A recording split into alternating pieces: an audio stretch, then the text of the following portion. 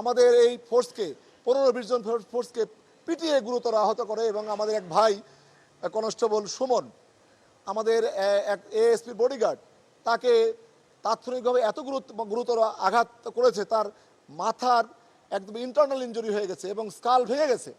এবং এই সিটি নিয়ে আমরা যখন নিয়ে আসলাম তাৎক্ষণিকভাবে আইসিইউতে নেওয়া হয়েছিল এবং তারপর সে এখানে ইন্তেকাল করেছে।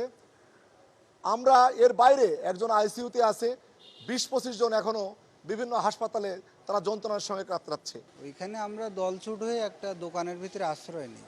তারপর হচ্ছে ওই শাটার লাগায় দেয় বাইরের দোকানদার, পরে দোকানদারই খুলে দেয় লোকজন ডেকে। পরে যে যার মতো যখন খুলে দেয় দৌড় মারে। আমি একটা ঝুপড়ির ভেতরে গিয়ে আশ্রয় নেই। পরে স্যাররা ডিসি সাপ্লাই স্যার ছিল, আরও একজন ডিসি স্যার ছিল, আর বডিগার্ডরা ছিল। আমি একদিকে দৌড় মেরে ঝুপড়িতে গিয়ে আমার জামা প্যান্ট সব খুলে ফেলি, আর একজনের পায়ে ধরে তার গেঞ্জিটা নেই, আর আমার ওই আন্ডারওয়্যারটা পরা থাকে।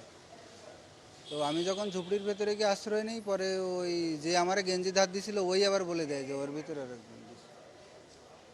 পরে পরবর্তীতে আমি দৌড়ায় এসে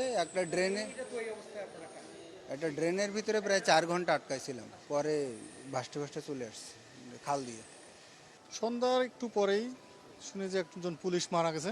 আমি উপর থেকে নিচে এসে দেখছি তাকে। কিছুক্ষণ পরে দেখি আমার বোনটাও আসছে। সে খুব চিল্লাফালা, তোর লোকজনের কাছে শুনছে যে কী হয়েছে, বলছে ওনার যে পুলিশ মারা গেছে ওনার হাজবেন্ড। তখন আমি আর কি ওদের পাশে থাকি। ওনার একটি মেয়ে, তো বয়স হবে 5 থেকে 6 বছর। হ্যাঁ, অবশ্যই খারাপ তো লাগবে, যেহেতু আমার তো বোন হয়। সে তো কারণ ও হ্যাঁ, উনি তো ভালো ছিল, ভালো ছিল।